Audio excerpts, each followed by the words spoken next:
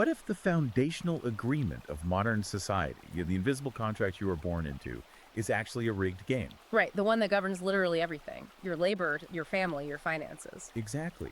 What if this system wasn't designed to protect you, but to actively, systematically extract your resources while simultaneously demanding your silence? Savvy question. It is. Welcome to the deep dive. Today we are asking you to question the very water you swim in. We are exploring a radically controversial perspective that attempts to challenge everything you have been told about gender labor and the fundamental structure of our civilization. That is the core premise we are unpacking today. We're doing an extensive wall-to-wall review of a newly published and incredibly incendiary ebook titled The Social Contract Men Suffer to Pay for Everyone Else by Conrad Reicher. Just released, right, Yeah. 2026. Just released in 2026, yeah. And this text is currently tearing through certain corners of the internet. Our mission today is to break down this book so thoroughly, chapter by chapter, concept by concept, that you will understand exactly the intellectual and historical architecture Riker is building. And frankly, our goal is to explore it so deeply that you'll be itching to go buy it and read the full text yourself to see the primary arguments in their original unfiltered form. Absolutely. And we want to be completely upfront about who this specific deep dive is custom tailored for. We are speaking directly to you, the listener.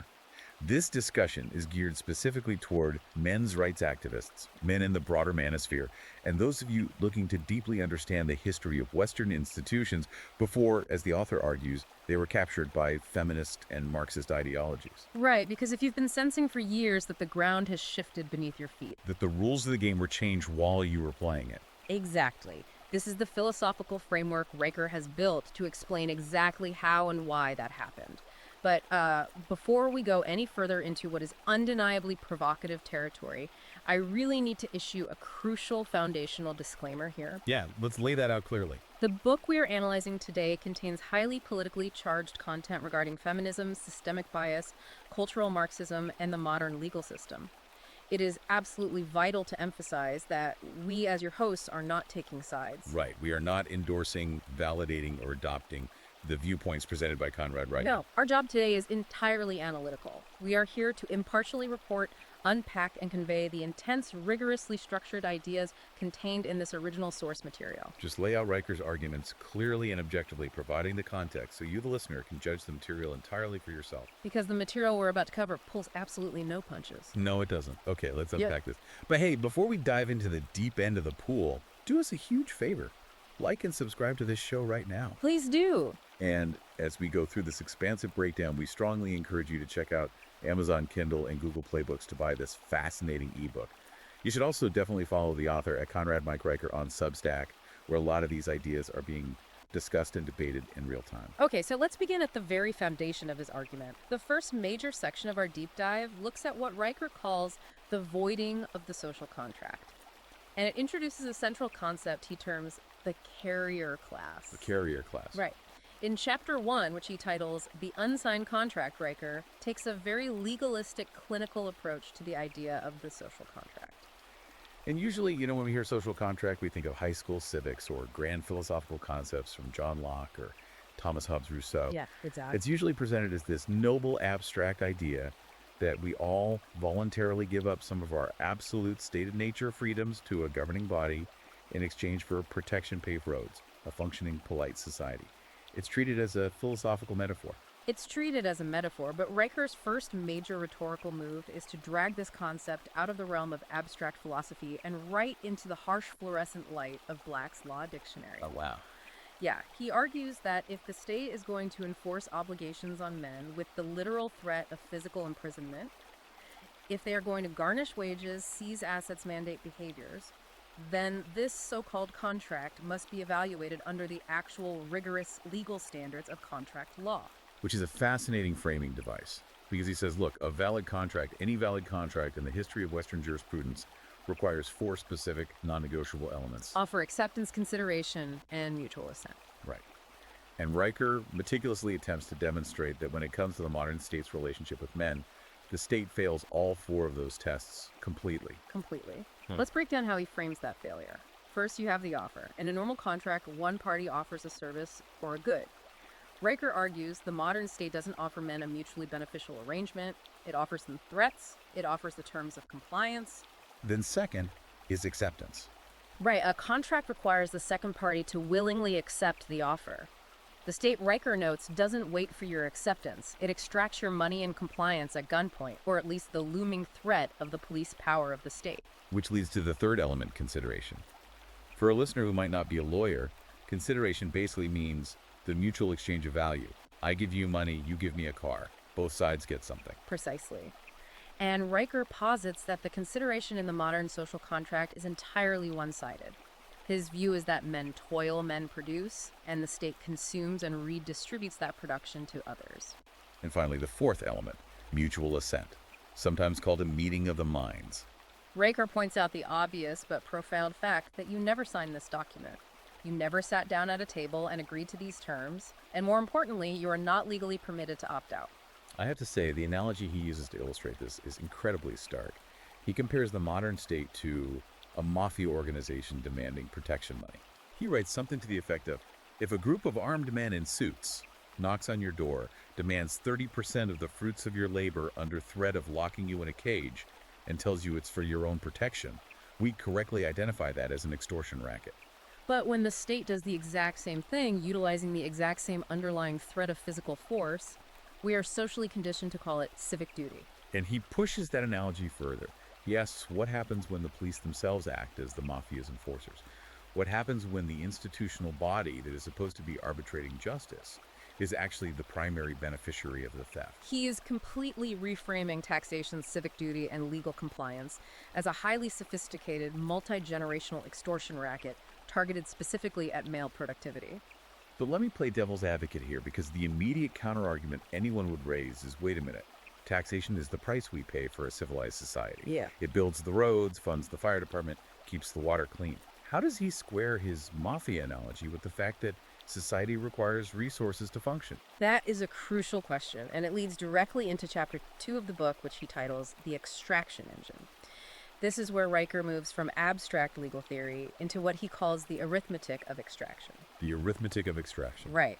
He actually doesn't deny that a civilized society requires resources. What he challenges is who is providing those resources and who is consuming them. Okay. He argues that you cannot understand the male condition in the modern West through sociology, philosophy, or feelings. You have to look at the cold, hard equations of production versus consumption. This is where he introduces his defining concept, the carrier class. The carrier class. He spends a lot of time on this term. How exactly does he define it? He defines the carrier class as the demographic of men who are actively bearing the economic, physical, and infrastructural weight of civilization. So the men paying the majority of net taxes, doing the dangerous physical labor, maintaining the power grids, the sewage systems, the supply chains. Yes, but the critical part of his definition is the social dynamic. He argues these men are bearing this massive load while simultaneously receiving nothing but cultural contempt, derision, and legal disadvantage in return. He even brings biology into it, right? He points out that in biological terms, a carrier is an organism that hosts and transports something else. And often the thing being carried actively exploits or degrades the host. That is a heavy, almost parasitic metaphor to apply to society. It is an incredibly heavy metaphor, and he attempts to back it up with his theory of wealth transfer. Riker's core claim in this chapter is that modern society operates as a massive institutionalized transfer mechanism. Moving wealth from men to women. Exactly. It moves wealth from men whom he identifies strictly as net taxpayers, meaning over their lifetimes they put more into the system than they take out, to women whom he identifies, based on his data analysis, as net tax consumers. I want to make sure I understand his framing here. He's saying that the entire apparatus of government grants welfare, subsidized healthcare, and expansive social programs is essentially an extraction engine fueled almost exclusively by male labor. That is exactly his argument.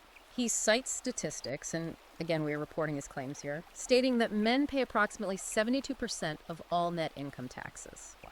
He builds a hypothetical scenario to illustrate the fragility of this system. He posits that if the men of the carrier class collectively decided to simply downshift, to work less overtime, to move into lower tax brackets, to minimize their taxable economic footprint, The entire Western welfare state would face total insolvency within a single fiscal quarter. A single quarter. Yeah, his point is that the system's survival is entirely dependent on the continuous, unbroken extraction of male labor. Which brings us to what might be one of the most explosive and culturally defiant parts of the book, his systematic dismantling of the patriarchy concept. You hear the word patriarchy everywhere today in media, academia, corporate HR. Everywhere. It's the foundational idea that society is intentionally set up by men to benefit men at the direct expense of women. But Riker attempts to completely invert that narrative. Yes, and he does so not by arguing feelings, but by deploying what he considers bleeding, undeniable statistics to challenge the mainstream narrative. He looks at the ultimate metrics of privilege, physical safety, survival, and well-being, and he presents the data. Right, so instead of me just listing these off, how exactly does he deploy these statistics against the patriarchy concept? What numbers is he using? He brings up a very specific cluster of statistics. He notes that men account for 77% of all homicide victims. He points out that men account for roughly 80% of all successful suicides. That's staggering. And he highlights that men make up a massive 93% of all workplace fatalities. The people dying on oil rigs, deep-sea fishing boats, and construction sites. And what is fascinating here from an analytical perspective is how Riker doesn't just present the numbers. He applies formal Aristotelian logic to them. Aristotelian logic, how so? He creates a formal logical syllogism to stress test the patriarchy hypothesis. The premise of patriarchy theory is that we live in a system designed by men for men to explicitly benefit and protect men. Okay. Riker asks the logical question, if that premise were true, why are the architects and supposed primary beneficiaries of this system dying in coal mines, bleeding out in trench warfare, and making up the vast majority of violent deaths in dark alleys? So he's saying a system built for male supremacy wouldn't treat men as entirely disposable. Precisely. His logical conclusion is that a true patriarchy, an actual system of male privilege, would never allow its ruling class to be the disposable sex. Kings do not put themselves on the front lines to be slaughtered while the oppressed class stays safely at home. Therefore, he concludes the patriarchy, as it is defined by modern intersectional and feminist theory, cannot logically exist. Exactly. He has some incredibly sharp rhetoric around this. He calls modern patriarchy theory an unfalsifiable conspiracy theory. And he even goes so far as to call it a satanic panic for the gender wars. A satanic panic. Yeah. He argues it was a narrative created specifically to manufacture guilt, which is then used to justify the ongoing extraction of resources from the carrier class without triggering a rebellion. And he doesn't just stop at modern statistics. He takes this argument deep into history to show that this disposability isn't a new phenomenon. He introduces a historical concept that is absolutely central to his thesis, corvée labor. Now, I consider myself a bit of a history buff, but when I hit the section on corvée labor, it genuinely made me pause. We're universally taught that historically men held all the power, the property, and the privilege. How does Riker use corvée labor to challenge that historical consensus? Corvée labor, as Riker explains it, was a widespread practice throughout Western governments for centuries. It was essentially a system of unpaid, unfree labor imposed by the state on specific classes of people, and overwhelmingly this meant men. So men of the lower and working classes were legally conscripted by the state to build the physical infrastructure of civilization. Right. So we're talking about roads, bridges, castles, military fortifications. Exactly. And crucially, this was not a voluntary public works program. This labor was demanded without pay under the strict threat of imprisonment, physical punishment, or crippling fines that would ruin a family. Riker frames corvée labor not as a civic duty of the past, but as the literal legalized state enslavement of men. But let me push back on that for a second. The immediate counter-argument you'd hear in a university history class is that the people forcing these peasant men into corvée labor were other men, kings, lords, or aristocrats. So it was still a male-dominated hierarchy. Does Riker address that? He does, and his counter to that is that pointing out the gender of the elite ruling class does not negate the oppression of the 99% of men at the bottom. Okay. He argues that framing history as men oppressing women completely ignores the reality that history is largely the story of a tiny elite utilizing state violence to extract labor and blood from the vast majority of ordinary men. He points out the bitter irony that the very historical roads and public squares that modern activists use to march and protest against supposed historical male privilege were quite literally built by men who were drafted into forced labor. That is a staggering perspective shift. He argues that modern history books have deliberately erased or minimized the reality of corvée labor male conscription, and male disposability in order to maintain the foundational, unassailable mythology of female oppression and male privilege. That's his exact argument. Riker says that the modern perception of the social pyramid is entirely inverted. Society looks at the men doing the labor and calls them the oppressors, when in reality, they are the load-bearing masonry at the very bottom of the structure, being slowly crushed by the immense weight of the administrative and cultural state above them. So if we follow Riker's logic to this point, you are a modern man. You read this and you realize you are part of an extraction engine. You realize the social contract is void, the historical narrative is inverted, and you are the disposable carrier class. What is the natural reaction to that realization? What do you do? And that brings us to part 2 of our deep dive, which covers what Riker calls the Great Refusal and the Hollow Man. Yes. Moving into Chapter 8, Riker shifts from historical and legal analysis into observing current global trends. He specifically explores the demographic collapse we are witnessing worldwide. And this is something we see in the news every day. The birth rate in the U.S. has plummeted to something like 1.64 children per woman, which is way below the replacement level of 2.1. In places like South Korea, it's under 1.0. In Japan, it's 1.24. And whenever you read a mainstream article about this, the experts always blame things like housing costs or climate anxiety or a general sense of economic uncertainty. But Riker completely rejects those mainstream explanations. He says, no, that is a deliberate obfuscation. The cause of the demographic collapse is not an economic mystery. Men have simply gone on strike. He calls it the Great Refusal. Exactly, the Great Refusal. Riker posits that this demographic collapse, this sudden freezing of family formation, is a completely rational, mathematically logical response to a broken social contract. Because the terms changed. Right, he argues that historically the social contract of marriage was biologically and legally grounded. Men provided resources, physical labor, and protection. In exchange, they received guaranteed paternity, a stable family structure, and authority within their own household. It was a reciprocal arrangement. And what does he claim broke that arrangement? He argues that the state, heavily influenced by cultural Marxism and second-wave feminism in the mid to late 20th century, unilaterally rewrote the terms of that contract without the consent of men. And the primary mechanism for this, according to Riker, was the introduction and widespread adoption of no-fault divorce. Let's expand on that, because no-fault divorce is usually championed as a massive leap forward for civil rights, allowing people to escape abusive or dead marriages without having to prove infidelity or cruelty in court. How does Riker view it so negatively? Riker views no-fault divorce not as a mechanism of necessary liberation, but as a catastrophic legal tool that fundamentally destroyed the institution of marriage.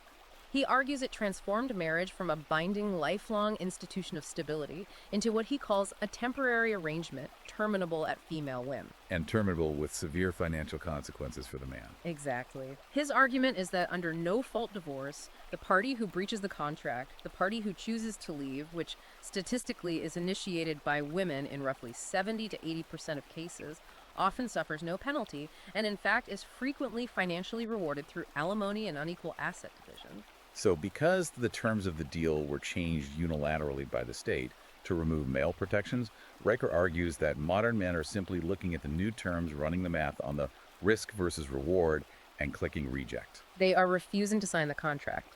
And what makes this book so compelling, whether you agree with him or not, is that he makes this abstract theory incredibly concrete with detailed case studies. He doesn't just rely on high-level demographic theory. He dedicates significant portions of the book to specific narrative anecdotes that really stick with you. They really anchor the theory. Let's spend some time unpacking these because they form the emotional core of his argument. Let's talk about the first case study, Nathan, who Riker calls the van dweller. Nathan's story is deeply illustrative of Riker's point about the strike. Nathan is a 28-year-old brilliant electrical engineer. On paper, he is exactly the kind of highly productive, high IQ individual a society relies on for technological advancement. Right, he could easily be making mid-six figures in the corporate tech world, paying massive amounts of taxes and funding the system. But instead of doing that, Nathan lives in a converted Sprinter van. He works part-time, mostly cash-in-hand jobs just to cover his basic necessities. He intentionally pays as close to zero in income tax as legally possible. He has zero debt, zero property, and zero intention of ever getting married. And from the outside, the mainstream media would look at Nathan and write an article about failure to launch syndrome or the laziness of modern youth. But why is Nathan actually living this way, according to Riker? Because of what Nathan witnessed. Riker details the story of Nathan's father. His father was a top-tier surgeon, a man who literally saved lives, worked 80-hour weeks, and fulfilled every traditional obligation of the carrier class. But after 22 years of marriage, his wife filed for a no-fault divorce. And the ensuing family court battle was, as Riker describes it, an absolute annihilation. What specifically happened in the court? According to the case study, the court ruled that the mother's lifestyle entitlement, her right to continue living at the exact economic standards she enjoyed during the marriage, completely superseded the father's right to the fruits of his own ongoing labor. So Nathan's father lost his medical practice, lost his primary residence, had his retirement accounts gutted, and was ordered to pay a staggering amount of ongoing alimony that essentially rendered him an indentured servant to his ex-wife for the rest of his working life. And Nathan, as a young man, had a front row seat to this destruction. Yes. Nathan watched the state legally strip a highly productive, compliant man of everything he had built. So Nathan, being an engineer, ran the math. The expected value calculation. Exactly. Nathan looked at the traditional path: get a degree, work 60 hours a week, buy a house, get married, sign the state's marriage contract. And he realized that the legal risk of losing it all, based entirely on the unilateral decision of another person backed by the state, made the expected value of that path zero, or even negative. So Nathan didn't fail to launch. He made a highly rational survivalist choice to entirely opt out of a rigged game. He starved the extraction engine of his labor. That is a chilling perspective on the van life trend. It completely reframes it from an aesthetic lifestyle choice into an act of silent economic rebellion. And then there's the second case study, which is honestly just heartbreaking to read. Riker calls him Miguel the extracted father. Let's break down Miguel's story because it highlights the utter asymmetry of the family court system that Riker is so furious about. Miguel's story focuses heavily on the enforcement mechanisms of the state. Miguel is a blue-collar guy, a construction worker. He goes through a divorce and has a child. For 18 years, Miguel did everything the court ordered him to do regarding his financial obligations. He paid his child support. He never missed a single payment. He worked grueling overtime hours just to cover the mandated periodic increases in that support. He maintained expensive health insurance for his child just as the court decree demanded. He was the definition of compliance. And he wasn't an absentee father. He desperately wanted to see his kid. Exactly. The court had ordered visitation rights for Miguel, but Riker details how Miguel's ex-wife engaged in a systematic campaign of parental alienation. Over the course of those 18 years, Miguel would drive 4 hours each way on his designated weekends, only to be turned away at the door. His ex-wife flatly denied him his court-ordered visitation 17 separate times. 17 times, defying a direct order from a judge. Yes. And this is the absolute crux of Riker's argument regarding the family courts. For Miguel's ex-wife, defying a court order 17 times resulted in absolutely no legal consequences. There were no fines levied against her. No police were sent to her door to enforce the visitation. The judge offered nothing but mild rebukes. But Riker immediately contrasts that with what would have happened to Miguel. Right. Riker points out the terrifying asymmetry. If Miguel had missed a single child support payment, just 1 point, the state would have immediately utilized its monopoly on violence to enforce compliance. They would have suspended his driver's license, meaning he couldn't get to the construction site. They would have aggressively garnished his wages directly from his employer, and if he fell far enough behind, armed men would have arrested him and put him in a cage. Debtor's prison, basically. Effectively, yes. Riker uses Miguel's tragic reality to illustrate his core thesis. The social contract has degenerated into a protection racket. The state ruthlessly, violently enforces male financial obligations while providing zero reciprocal protection or enforcement of male paternal rights. The state views men solely as a wallet, not as a father. It's stories like Miguel's that make Riker's carrier class and extraction engine metaphors feel much less theoretical and much more visceral. And then we have the third major case study, which represents a different kind of tragedy. Riker introduces us to Daniel, who he calls the coder. Daniel's story represents what happens when a man perfectly follows the modern script, but still finds himself hollowed out. Daniel is 24 years old. Unlike Nathan, who opted out, Daniel opted in completely. He did everything right, according to the modern societal narrative. He never got into trouble. He didn't do drugs. He went to a good university, took out the student loans he was told were an investment, and got the corporate coding job he was promised would give him purpose and status. He is the quintessential model citizen. But his compliance hasn't rewarded him. Not at all. His compliance with society's rules has resulted in what Riker powerfully terms existential starvation. Daniel is drowning in $60,000 of student loan debt. His corporate job, managed by expansive HR departments, treats him entirely as an interchangeable, disposable unit of production. He is terrified of saying the wrong thing and losing his livelihood. And on top of that, Riker notes that the modern hyper-optimized dating market treats Daniel not as a human being, but as a utility or an invisible non-entity. He followed the blueprint perfectly. He bought the ticket, she took the ride, and the house still completely collapsed on him. Riker uses Daniel to show that even if you survive the family courts and even if you avoid being physically destroyed in a corvée labor equivalent, the modern system is designed to strip you of your soul and your sense of agency. Yes, and if we connect Daniel's existential starvation to the bigger picture, Riker argues that men like Daniel are suffering so deeply because the broader culture has actively intentionally pathologized the very nature of masculinity itself. They are told that their natural instincts are toxic. Which brings us to a major turning point in the book, and honestly, one of the sections where Riker's outrage is most palpable. It's his deep dive analysis of the American Psychological Association, the APA, and specifically their 2019 publication titled Guidelines for Psychological Practice with Boys and Men. This is a critical piece of Riker's puzzle regarding institutional capture. For context, the APA is the premier psychological governing body in the United States.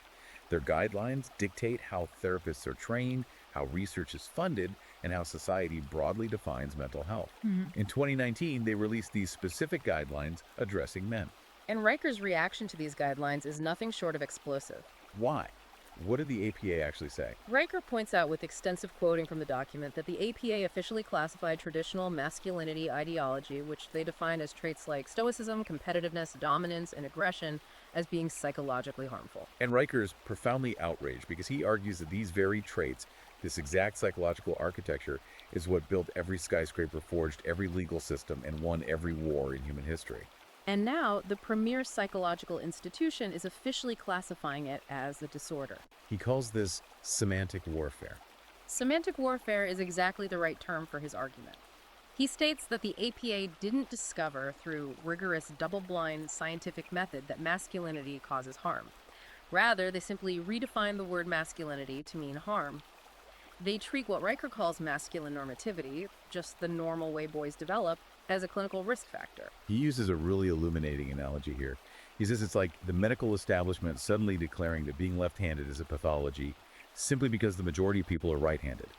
And then once they define left-handedness as a disease, they secure massive government grants and funding to treat and eradicate left-handedness. Exactly.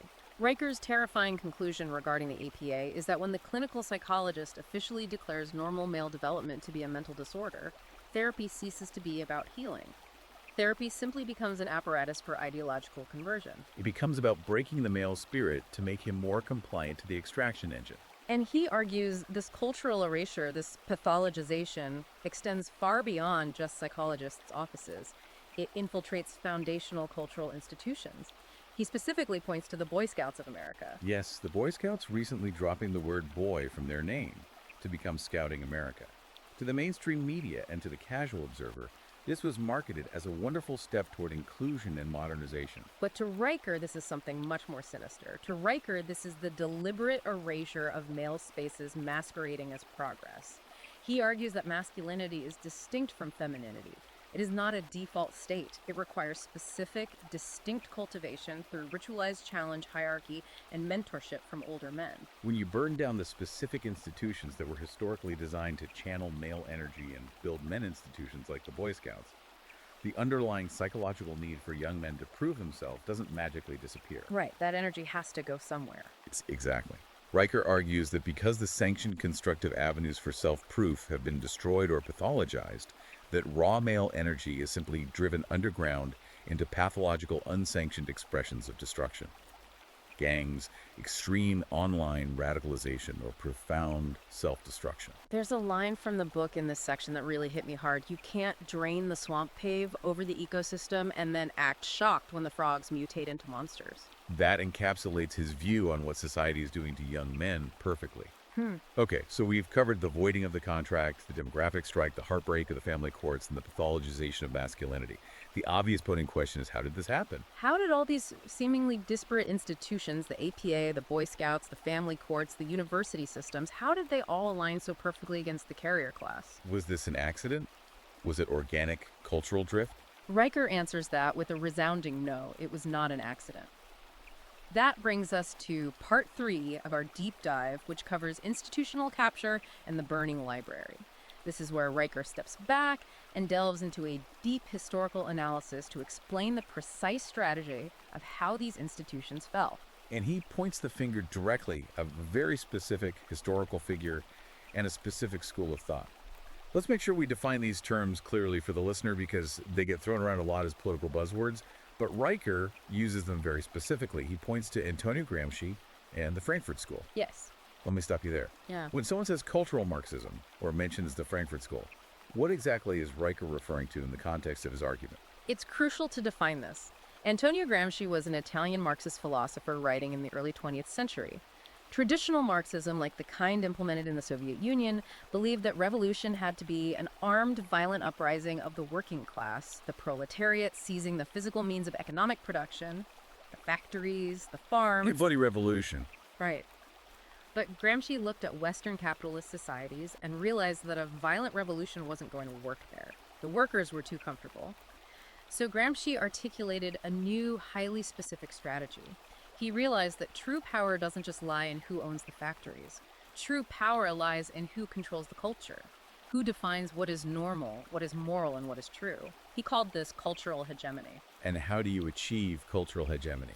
Through what is famously termed the Long March through the institutions.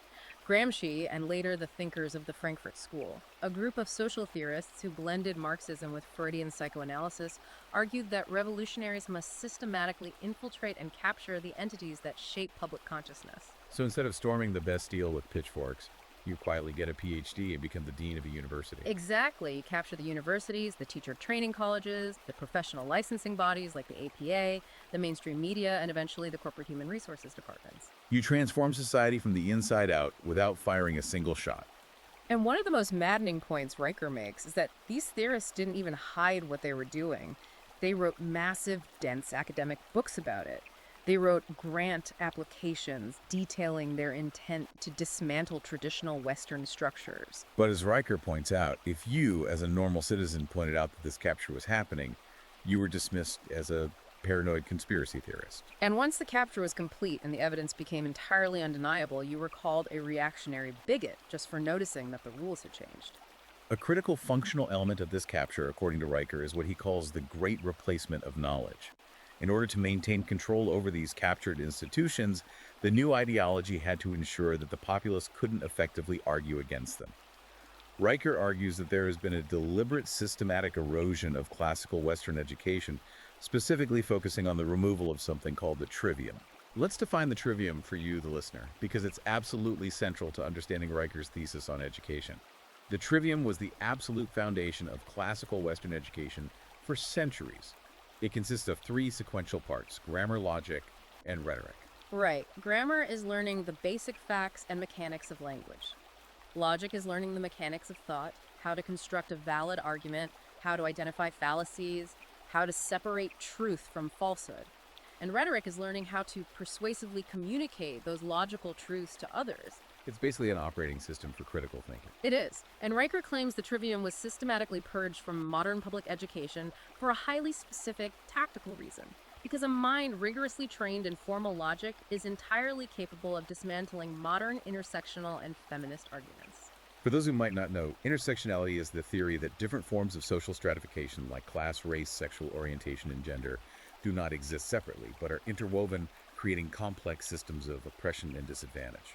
Yes, and while intersectionality presents itself as a complex academic theory, Riker argues that structurally it often relies on circular reasoning, emotional manipulation, and completely unfalsifiable claims. If a student deeply understands formal logic, if they understand the law of non-contradiction or how to spot a post hoc fallacy, they can easily deconstruct these modern academic theories. But the captured institutions, Riker argues, absolutely do not want citizens capable of logical deconstruction. A populace that can think critically is a threat to the extraction engine. Exactly.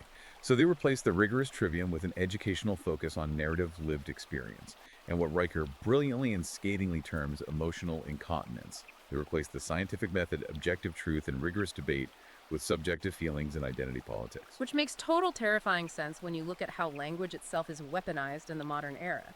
Riker uses this incredible historical observation from the British philosopher Bertrand Russell to explain this phenomenon. It's about word conjugation. Yes. Russell's conjugation is a fascinating rhetorical concept. Russell noted that you can describe the exact same objective behavior using three different words, and those words will trigger three completely opposite emotional responses in the listener. The classic example Russell used is, I am firm, you are stubborn. He is pig-headed. Right. The underlying behavior is identical. Someone is unyieldingly adhering to a position. But the emotional color coding changes everything. Firm is a compliment. Stubborn is a mild critique. Pig-headed is an insult. And Riker applies this conjugation concept directly to the modern buzzwords we hear every day. He shows how the captured media and academic institutions use this to control the narrative. For instance, when a man explains something factually or corrects an error, it is no longer conjugated as teaching or correcting. It is maliciously conjugated as mansplaining, which artificially frames a factual correction as an act of gendered condescension and aggression. He provides another great example with economic data. When looking at disparities in average earnings between men and women, the objective data shows differences based largely on choices in college majors, hours, worked willingness to commute, and occupational hazards. But instead of conjugating that as differing economic choices, the media universally conjugates it as the wage gap or evidence of systemic bias. It assumes malevolence where none exists. And Riker points out why they are able to maintain this linguistic monopoly. He cites a Reuters Institute study showing that roughly 80% of modern mainstream journalism graduates are women. This is a crucial data point for Riker. He argues that this demographic overwhelming dominance creates an unassailable monopoly on the narrative. Because the demographic producing the news, writing the articles, and choosing the adjectives is never the primary subject of the negative news. It allows them to reserve all the negative emotional color coding for men. It allows them to systematically define men as the problem facilitating what he views as the ongoing replacement of the carrier class. And it's vital to point out that this ideological capture isn't just a cultural annoyance. It's not just about annoying articles on the internet. Riker highlights that it is a massive, multi-billion-dollar economic grift. He uses a hypothetical example at a prestigious university. He calls the university Bumble clearly a stand-in for a place like Duke or Yale, to illustrate the sheer parasitic economics of modern bureaucracy.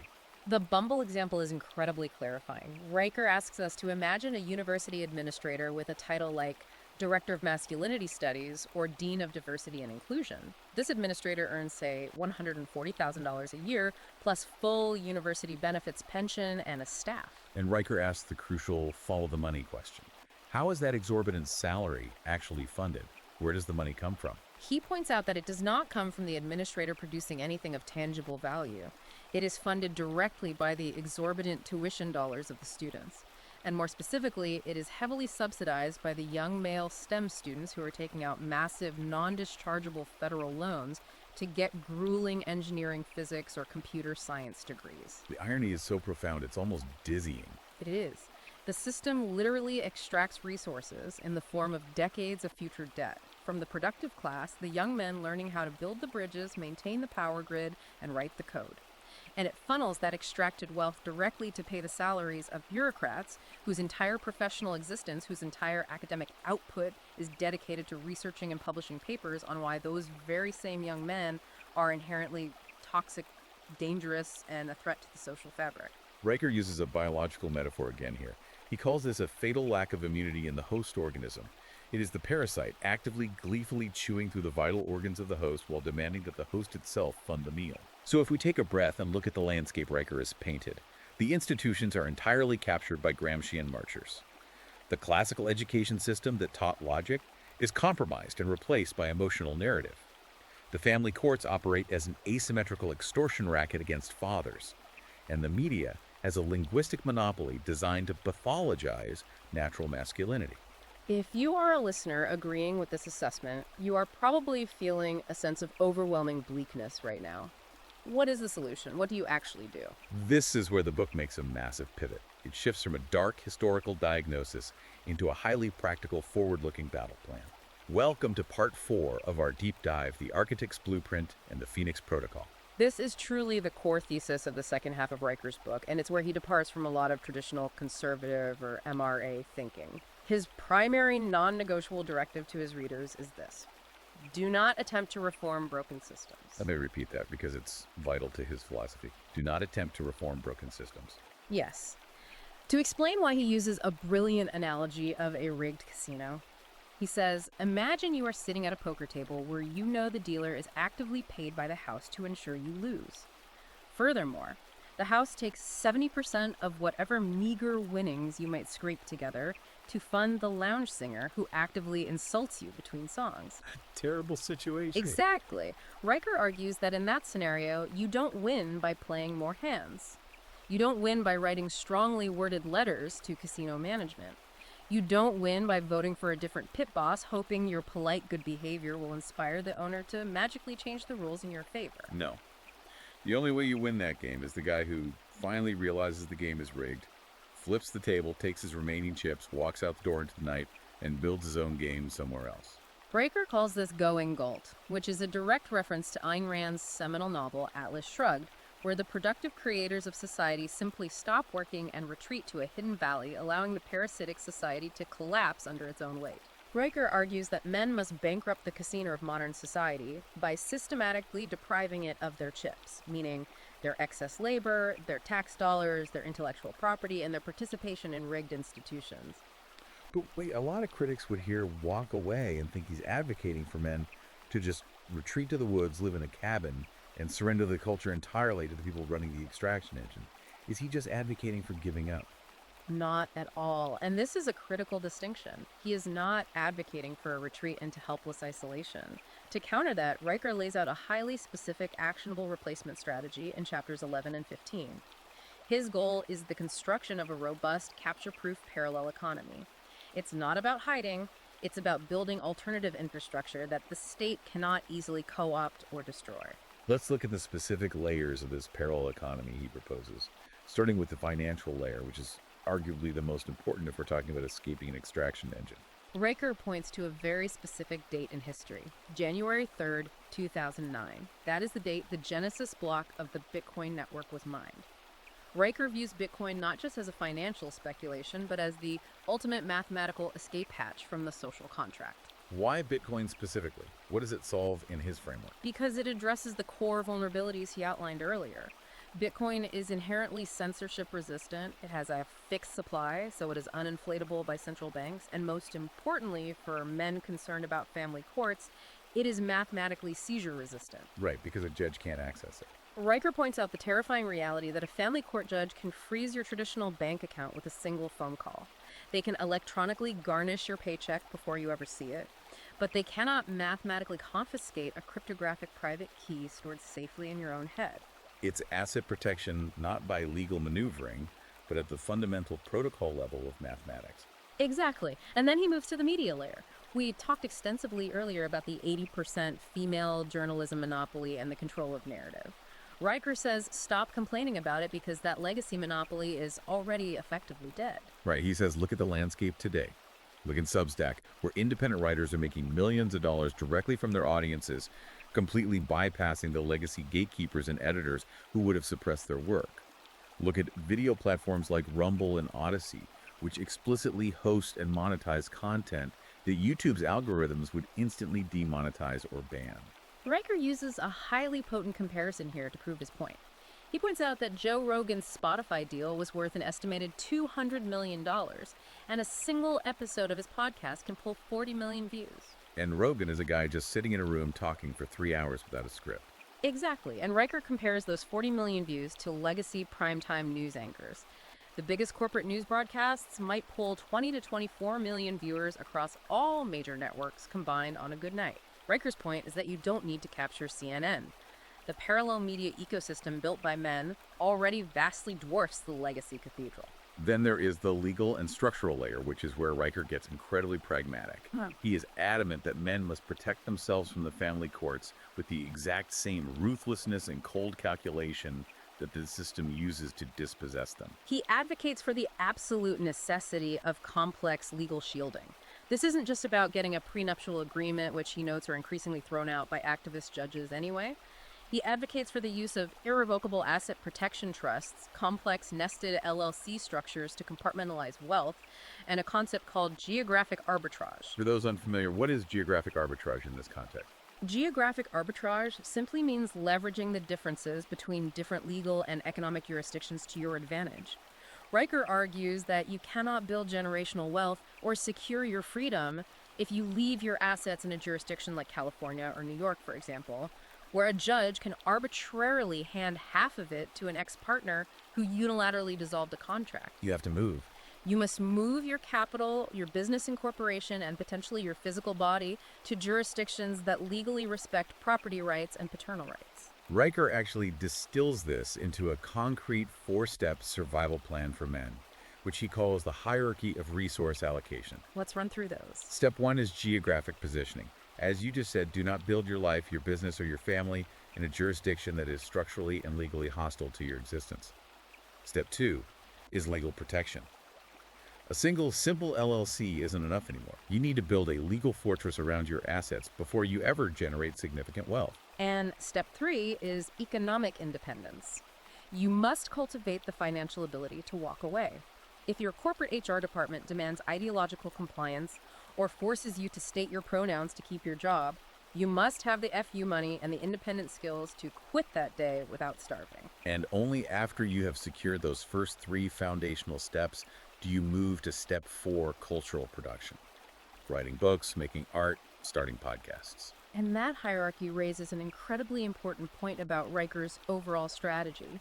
He has deep, almost visceral contempt for online-only resistance. He really goes after the keyboard warriors, doesn't he? He does. He argues that men who spend their days just complaining anonymously on Discord servers or arguing in endless Reddit threads or posting angry memes on X are not actual threats to the establishment. In fact, he argues they are useful to the establishment. Useful. Yes, they are just using pressure release valves. They vent their righteous anger online, feel a false sense of accomplishment, and then go right back to their cubicle on Monday to pay taxes and fund the extraction engine. He says, the system does not fear a Reddit thread. The system fears men shaking hands in the real world. It fears men forming actual localized economic networks, trading in hard money, and building physical alternatives. Which perfectly encapsulates what Riker calls his build not burn principle. He spends a lot of time contrasting what he views as the feminine impulse of modern activism, which is characterized by complaining, demanding that others fix problems, and attempting to destroy existing structures with the traditional masculine imperative of creation. It's the difference between protesting outside a university and just building a better trade school. Precisely. Yeah. Riker says that every moment you spend raging online about wokeness in the NFL or complaining about the casting of a bad superhero movie is a precious moment you aren't spending building the alternative.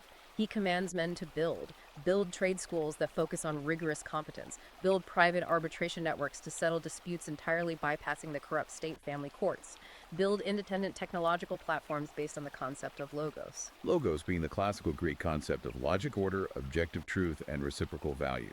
You don't defeat the captured institutions by arguing with them. You make them completely obsolete by building something undeniably better grounded in reality. That brings us to the profound culmination of his philosophy, which he lays out meticulously in the epilogue of the book. This is the final syllogism, the logical conclusion of everything we've discussed today.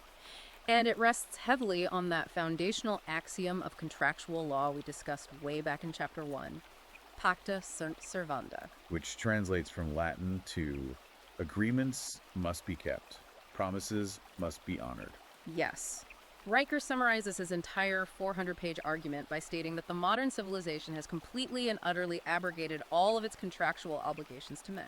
It provides them with no guaranteed paternity, it provides them with no cultural respect, it provides them with no legal protection in the courts of law.